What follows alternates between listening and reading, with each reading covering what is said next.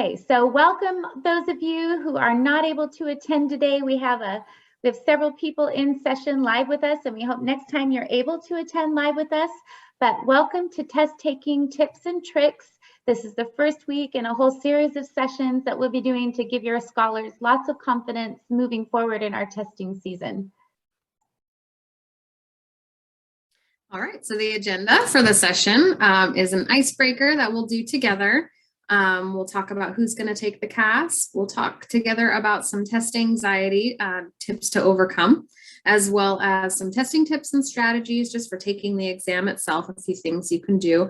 We'll talk about testing tools that are available in the testing platform while you're taking it, things to help you out, technology check to make sure everybody has the equipment they need to be able to take the test when the time comes, as well as a fun little practice test through Lumos so you can get in and see what that test is going to look like. Okay, so this is an interactive piece and it's kind of fun. So if you would go to the chat box in the Zoom session, open up the chat box, don't hit enter.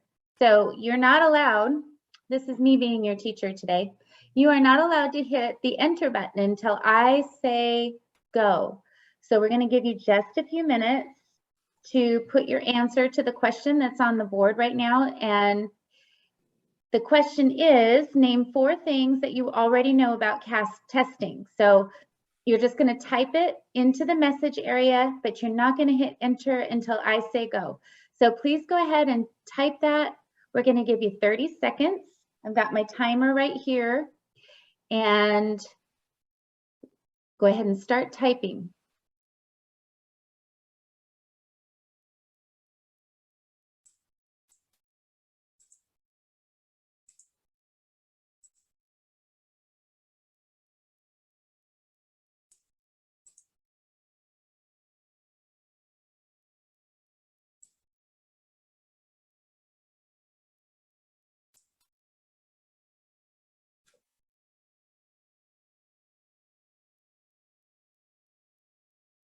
Okay, stop. All right, on your mark, get set, enter.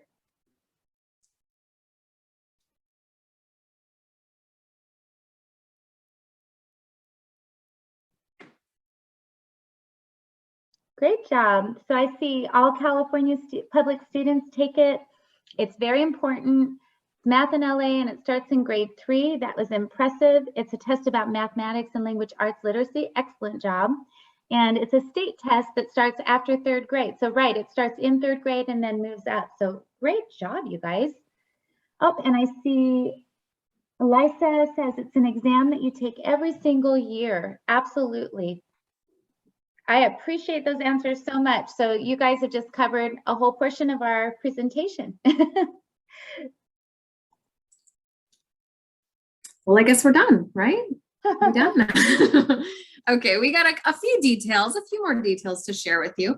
One of the most common questions that comes up is, when do we take the CAASPP? And it's kind of confusing because there are several grades that take it consecutively, and then all of a sudden there's a couple of gaps, and then it becomes a little bit more tricky, especially in the high school level as far as who takes it. So just to kind of recap, yes, it does start in grade 3. So I'm glad you guys know that. It goes from grade 3 through grade 8. Every scholar will take the the CAASPP every year from 3 to 8, grades 3 to 8. 9th and 10th grade they're going to be skipped this year. Well, every year. 9th and 10th grade do not take the CAASPP. But 11th graders will take it. So they will take both SBAC and CAASPP. And then some 12th graders will take it. So if you are a 12th grader who has never taken the CAASPP, that's the science portion of the CAASPP test. If you haven't taken that science portion, then we'll be asking you to take that. So just keep an eye out. If you're in 12th grade, keep an eye out in your email for an invitation from your supervising teacher to take that test as it comes up. And if you've already taken it, then you won't get that email. But if you're not sure, you can always reach out and ask your supervising teacher. That's a good question. The scholars are only required to take the CAASPP one time during high school. And then I believe that's the same for the SBAC. I know we have an expert in here with Miss Snade, but maybe Brenda knows as well. Do you know the specifics behind that? Why 9th and 10th are not taking? Well, Miss Sneed can probably correct me. In the old days, back a few years ago, it used to be because the high school examination was that final test that the high schoolers took. So they took the CAASPP and then they took the California High School Exit Exam, but that doesn't exist any longer. So I'm not sure if there's a new reason or not. Miss Wingate or Miss Sneed, or either of you, can you speak into that?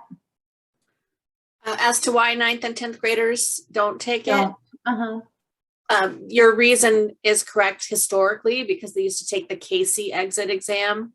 I haven't heard anything from the State Board of Education or the California Department of Education about changing that in the future to include 9th and 10th graders in the CAASPP. Primarily too, because the CAASPP is used, the ELA and math scores have been used as a college entrance scores to replace a placement exams that happen to freshmen when they attend college. So they want to make sure that they capture that in that junior year as the students are getting ready to do their college visits and start sending information to colleges. Awesome. That's really good information to know. All right. So in the chat box, best educated guess, is your CAASPP taken at home? Do you go to a location? Is it in class with your teacher? Is it all of the above? Go ahead and enter it in the chat. No waterfall chat this time, just enter what you think.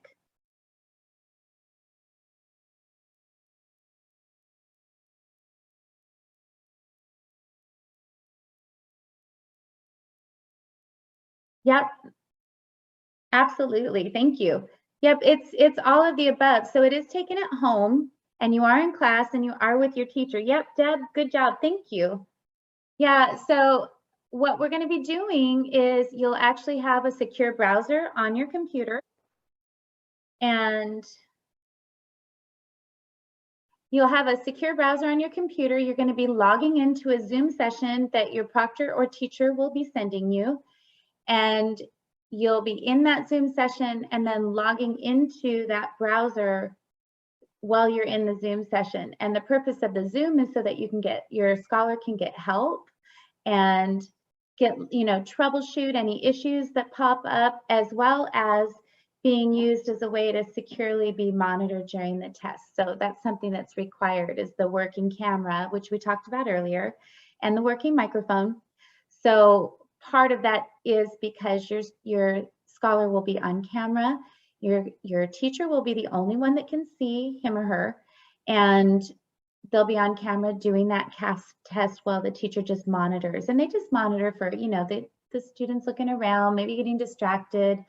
Sometimes the kiddos have their phone on their lap, things like that. So the teachers are there just to monitor those things and make sure they're staying on task.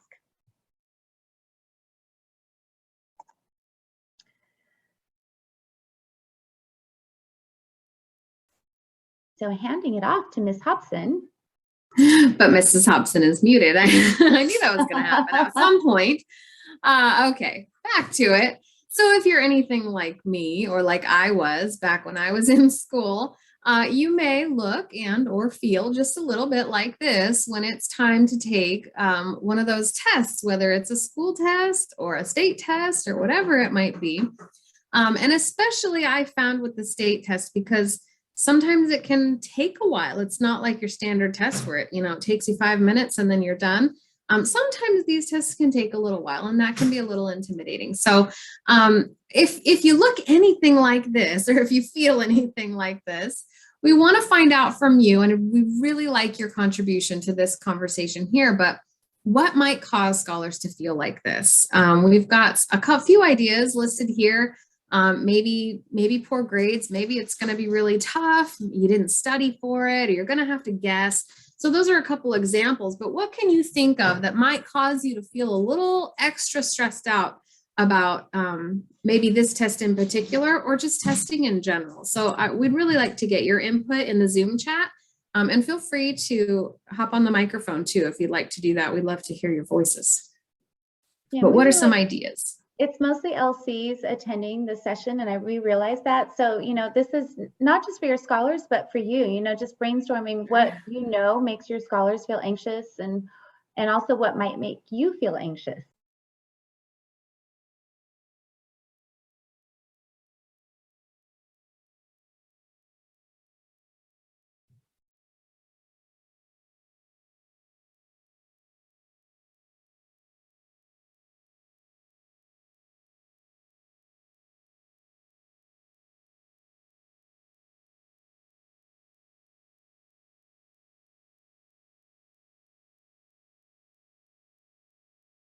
And even if it's one of the things we already listed, if that's true for you, you can second it.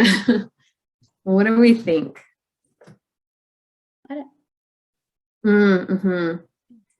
Too tired, didn't cover the tested material, not enough time to answer. Yeah, that can be a little bit stressful, definitely. Or even the fear of there not being enough time to answer, before you take the test, which we'll be talking about. Yeah. That's good input. Anybody else? I think Elisa put in, maybe they think they won't pass it. Oh, I missed that one. Thank you. I did too when I just got this. Yeah, that can be a real challenge.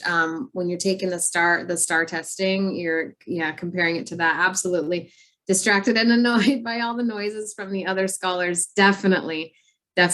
And you know what, it is different. We start out in Zoom to get everybody logged into the state testing. But once everybody's logged in and ready to begin, the Zoom closes down and your scholars taking it in as much quiet as they have in their own home. So there won't be input from other scholars and things like that. So we get everybody logged in, and then Zoom closes down. So that will hopefully be a little bit of relief for that particular issue. Let's talk about this one. What are some remedies to help? What do you do? That's a at good home? question. Yeah, what do you do at home to help your scholars kind of combat those things?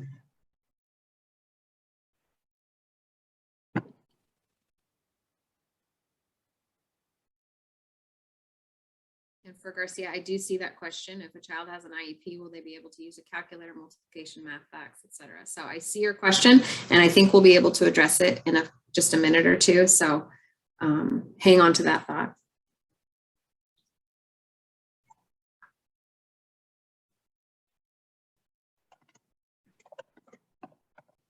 So we know we have one remedy, the fact that Zoom's going to shut down and your scholar, or you, if you're the scholar, will be able to take that quietly. Anything else you can think of? It's really important to know too, and I'll offer this out to you, that the state testing is really a kind of broad, high-level skills assessment. So as far as grades and being worried you won't pass it, things like that, thankfully that doesn't apply to the CAASPP. It's not a test for your class. There's no grade assigned to it. Doesn't determine whether you pass or fail or anything like that. It doesn't have any bearing like that. This is really a skills assessment to make sure that you're learning the things that you're supposed to be learning per your grade level. So hopefully that will help relieve some of that anxiety too, just knowing that it's not the same situation as maybe a module test in your coursework or anything like that.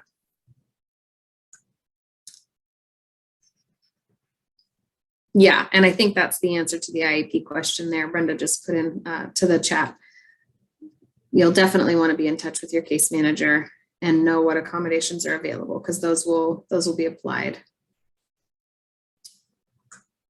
to your state testing. Awesome. Well, thank you for participating in that. We know it can be a little bit stressful. And like I said, especially since this is sort of a longer exam. And so it can be a little bit stressful sometimes. So hopefully knowing that it will be quiet, that it doesn't, it's not graded or anything like that, will help out a lot. We also have suggestions like getting a good night's sleep. You know, some of those sort of, I guess cliche is the word, but some of those remedies that you probably hear all the time. Get a good night's sleep. Make sure you have a great breakfast. Make sure you've got some snacks available in case you get hungry. You know, stand up and stretch, do all those kinds of things. Those are available to you. And so we want to make sure that you know that and that you remember that and take advantage of those when you need them. But yeah, let's talk about some more testing tips too. Okay, so there are a few things that you can do just physically to help your body calm down. So I'm sure you've all heard of breathing and visualization techniques. So breathing is simply just using your breath, deep breath in very slowly, deep breath out very slowly, visualizing yourself calm or visualizing yourself in a place of rest for you. You know, different things like that can be really helpful. Sometimes I'll just close my eyes, I'll take a deep breath, and just the quiet.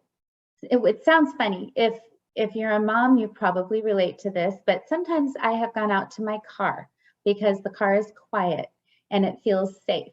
And I just take deep breaths in the car. But whatever safe place or something that you can visualize that in your mind brings rest and brings peace to you, that can be really helpful.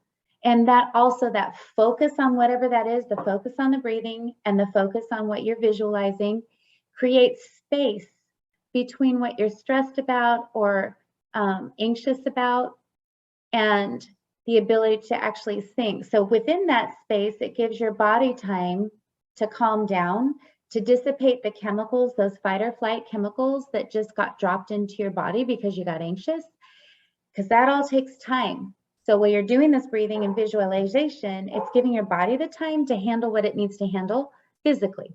So a snow globe is another way to understand what happens to you when you seize up and you get anxious and you can't think straight. So the idea being that it's like when a snow globe gets shaken and the snow's just enshrouding everything and you can't see anything.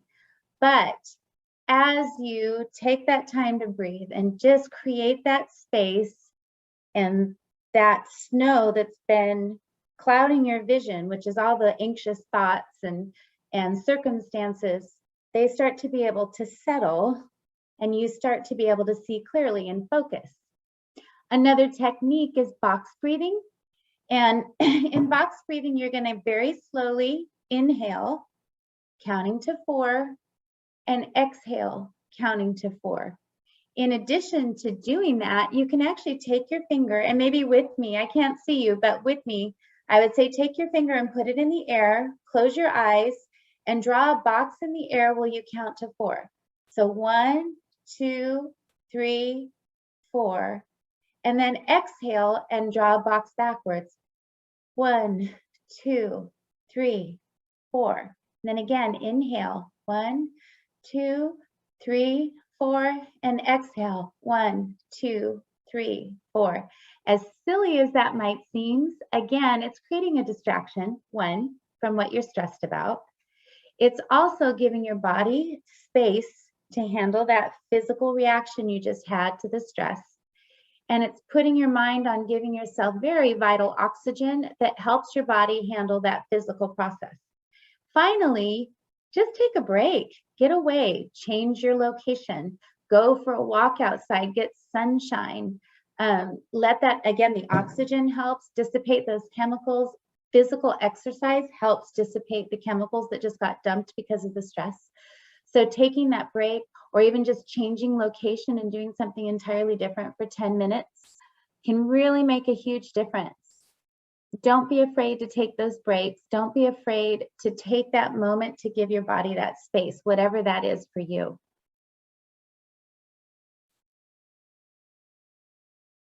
And then we have some very practical test-taking strategies here.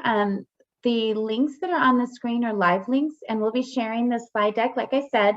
So please go back to this because this link down here test taking strategies has multi-level test taking strategies for littles all the way up through high school. And this not only applies to our state testing, but it applies to just the tests in general that they face while they're in normal school. So something really useful. Some test taking tips that we have are just think critically about the directions. So you're going to stop, you're going to help them practice thinking about what the directions and questions are actually asking, because sometimes you can read something through. I do this all the time. I'll be in a hurry, I'll read something and I'll realize the entire gist of what I thought it was saying is really something different because I wasn't paying attention to the tone or the voice in the question. So take the time to think critically about what the directions and questions are asking of you. Carefully read every answer choice. So sometimes one answer can sound right until you read the next one. So it's really important to read every answer choice. And then with that, once you read every answer choice, you're going to use the process of elimination. So suddenly you've read all of them and you realize, this one won't work because this one's definitely better. And this one won't work because these two are still definitely better. And you've just eliminated 2 of the 4 choices that could have tripped you up. Then you've got a 50-50 chance, even if you don't know the answer. So using that process of elimination and critically thinking about each of those choices is really helpful. In constructed responses, which are actually essay questions, use strong academic vocabulary. If it's a younger scholar, that just means being very clear and helping your scholar learn to be very clear in how he or she is answering the questions within their paragraph or short essay.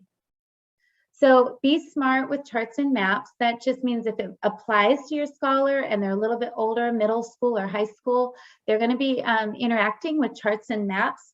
And that will be something that when you're practicing in Lumos or you're practicing on CAASPP, it'll really help your scholar get prepared to interact with those maps during the test. Analyze all the information before answering the question. So that goes back to reading all the answer choices. You just want to be looking at everything before you answer. A neat tool in the CAASPP assessment is the fact that you can flag a question for review. So if your scholar is taking more than a couple of minutes on a question, they can flag that question for review, move on. Usually the brain's still working on that question in the background and they can go back and they can review that question and answer it. So I think that's the most wonderful tool. And then finally, don't leave questions unanswered. So best educated guess. If you don't know it, use all these little tips and tricks, process of elimination, and pick the one that you think makes the most sense. And then finally, we've got, again, the test taking strategies down at the bottom of this slide that we'll be making sure you get at the end of this session. All right, so a little more about, we're calling it mission planning.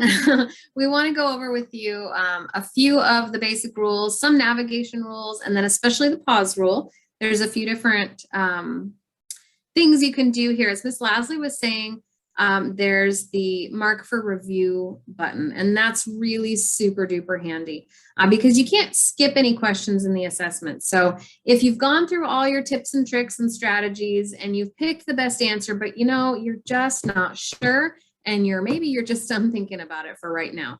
What you can do is you can mark that question for review. That way you can move on, you can go answer other questions. And then at the end of the test, you can come back, you can go look back again at all the questions that you marked for review. And you can just make sure with a fresh mindset that you're happy still with the answer that you chose, or, oh no, something else just stuck out to me and I'm sure I want to go with a different answer now. So that tool is really, really handy. And you should definitely take advantage of that for the ones that you just want to have another opportunity to look at it one more time, but not right now. Okay, so go ahead and use that. Let's see, you have to answer all questions on a page before you move on to the next question. And some pages have multiple questions.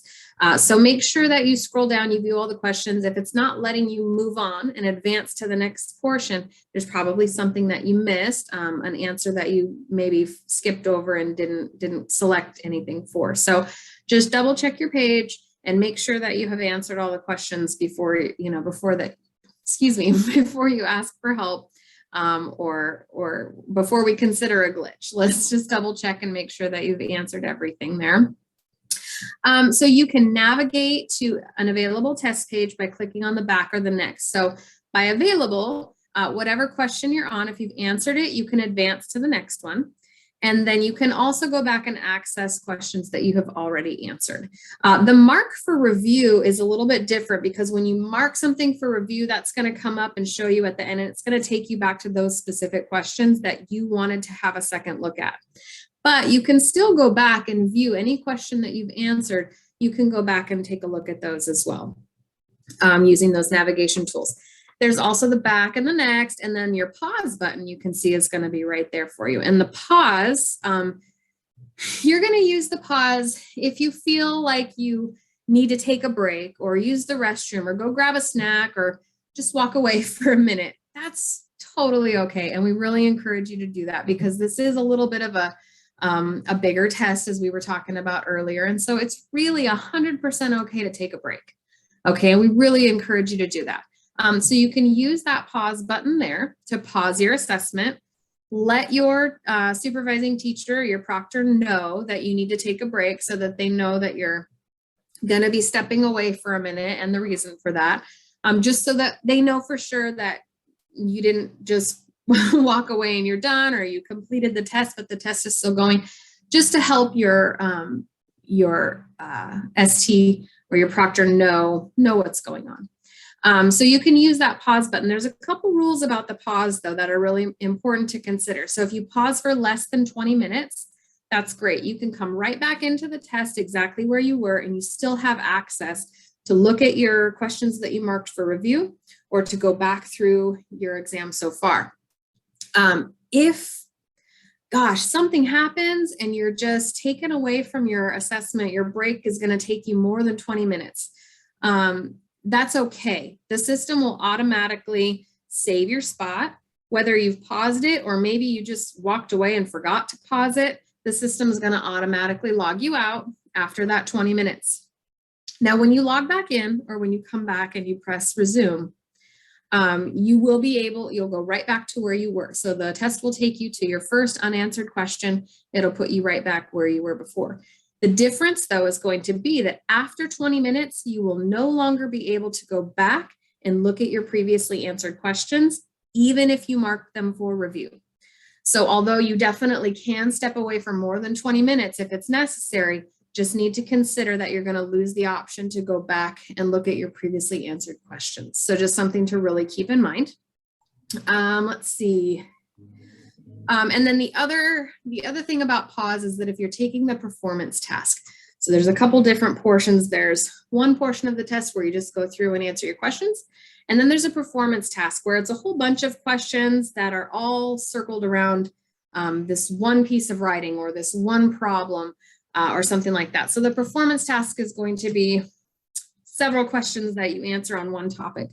That does not have a pause limit. So if you need to walk away from that and come back to it, that will be possible. You'll still have access to the questions that you've answered and all of that. So those are just some of the more technical rules. Your supervising teacher, whoever's proctoring you, will know all this and be able to help you decide, I guess, how it is that you need to move forward or navigate through. All right. So let's take a look at some of these tools. This is just a little snapshot here that I'm going to talk to you about, but we also have a really awesome video that hopefully we'll have time to take a look at. These are your global menu tools. So these are tools that are going to be available for everybody, and they are in the platform that you're using to take your test. So up at the top, it's really tiny, but there's that little question drop down. So you'll be able to select from there any of your previous questions. There's your back, forward, pause, and then there's also an end the test button there. So when you're all done, you can click that and it will log you out, submit your test, and then you'll be done. Also, each question that you're on is going to have these three little lines, and this is a context menu. And the context menu is going to be tools that are available specifically for the question that you're working on. So they may change. If you're working on math or language arts, the context tools that you have available may change. But all of these global tools on top will stay the same no matter what. They also, sorry, I should have gone over this earlier with the global tools, but there's a couple more global tools here. One is the calculator. There's also a zoom in and zoom out if you need help seeing something a little bit better. Those will be there available to you. There's a volume button as well as a help button. So if you're confused about anything going on with the screen, you can click that little question mark similar to any website, and it'll give you some tips for what you're seeing and try to help you out. So those will stay the same no matter what. It's those context tools that may vary depending on the question that you're working on. So what I'd like to do is to show you all a video. And this comes right from the CAASPP website. This will take us through, it's just a quick walkthrough of all those tools so you can kind of see them in action and see how they're going to work for you. And this is just, will hopefully bring down some of that anxiety level, if any exists for you, just knowing that you have these great tools available and how they work. So let's go ahead and watch that together.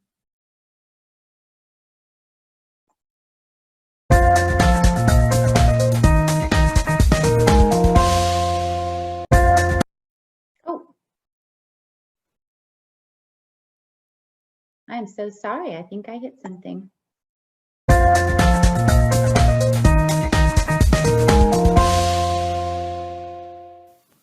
This California Assessment Accessibility Resource video is sponsored by the California Department of Education. This video will provide a brief overview of all embedded universal tools available for the California assessments. Each of these tools are covered in more detail in standalone videos later in this video series. For a list of all resources and their applicable assessments, please refer to the California Assessment Accessibility Resources Matrix by visiting bit.ly/CA_matrix. Zoom. The zoom in and zoom out buttons can be used to increase or decrease the text size throughout the entire test.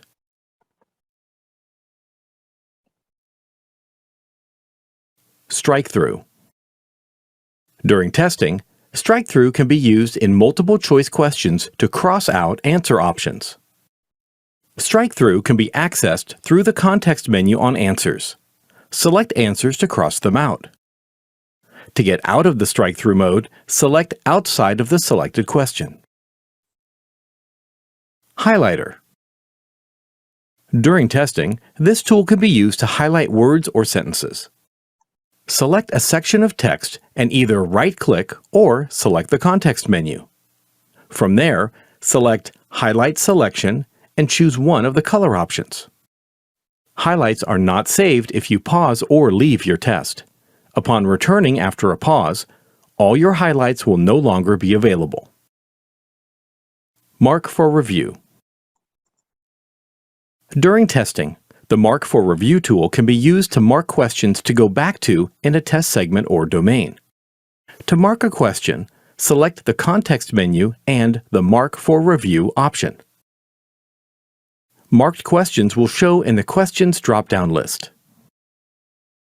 Marked questions will also be shown at the end of the test and can be revisited at that point.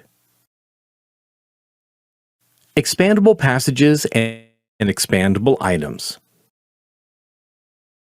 Depending on the test, certain panes may be expanded for easier reading or viewing. Both expandable items and passages are on by default. When both are enabled, two arrow buttons will appear in the testing interface.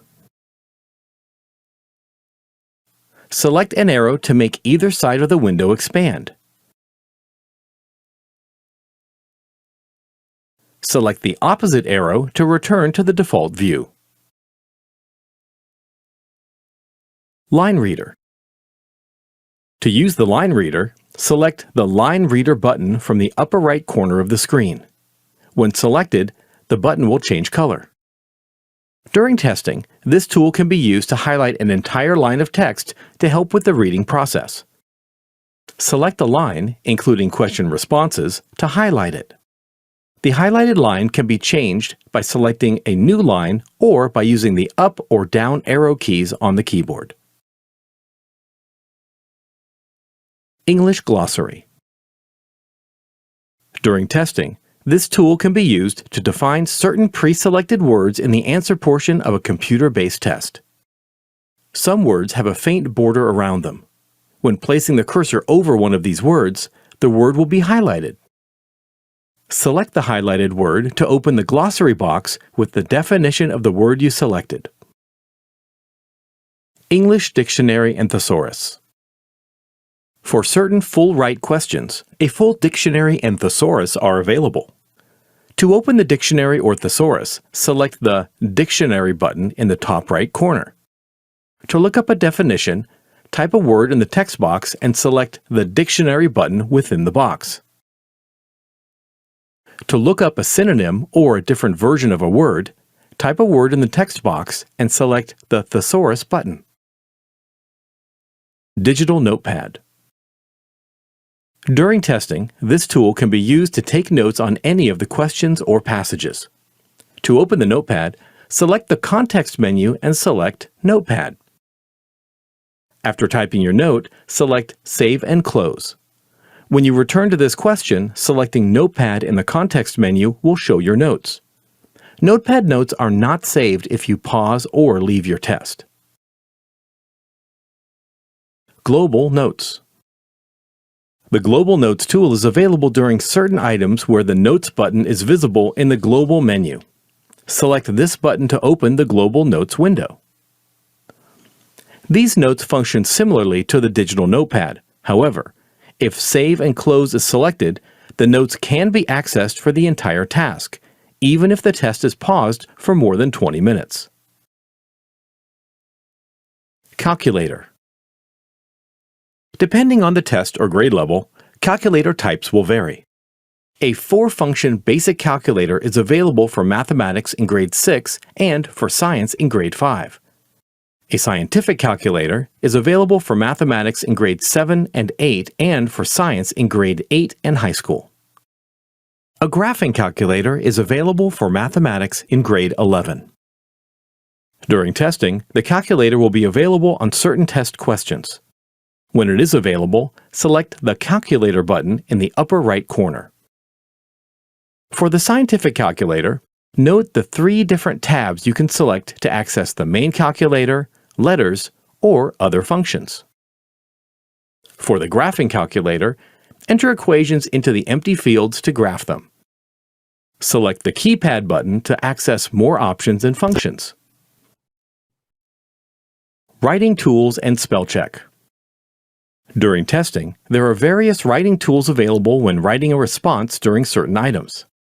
The available tools are bold, italic, underline, remove format, numbered list, bulleted list, increase and decrease indents, cut, copy and paste, undo and redo, and special characters. On certain items or tests, the spell check tool will also be available, which will identify misspelled words and offer suggested corrections. Keyboard navigation. Tests can be navigated using a keyboard in addition to or instead of a mouse or trackpad. To move through elements in order, such as test questions, context menu buttons, and answer options, press the Tab key. To move to the previous element, press and hold the Shift key and press Tab. Press Enter on an element to select it.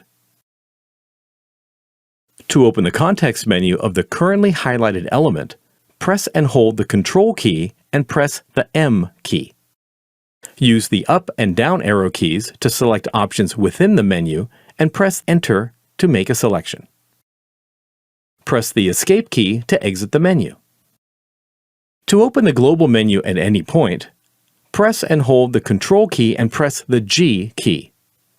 Use the up and down arrow keys to select options within the menu and press Enter to make a selection. Press the Escape key to exit the menu. For more information about student accessibility resources and test settings, visit CAASPP.org and LPAC.org. Thanks for watching. Okay, and I also put the link to the accessibility resources page in the chat box, so you can go ahead and access that at any time. Now, finally, we're going to do just a quick technology check-in, and I feel like we've pretty much covered this already, so we're just going to reinforce the fact that if you think that you're going to need a computer for your scholar, please ask sooner rather than later. So this is a conversation to be having really quickly. Do you have a computer for each scholar? Do you have working cameras, working microphones? And making sure that you have a device that's compatible. We have a list down here of the devices that are compatible. So an iPad, a Mac. This says Chromebook iOS, and why it says that is because some Chromebooks actually operate on Android operating systems. So you need to make sure that you actually have a Chromebook that's running the Chromebook iOS. And with that said, if it's a personal Chromebook, it won't be able to be used for testing. So that's a really important piece. The only Chromebooks that can be used for testing are Chromebooks from our school.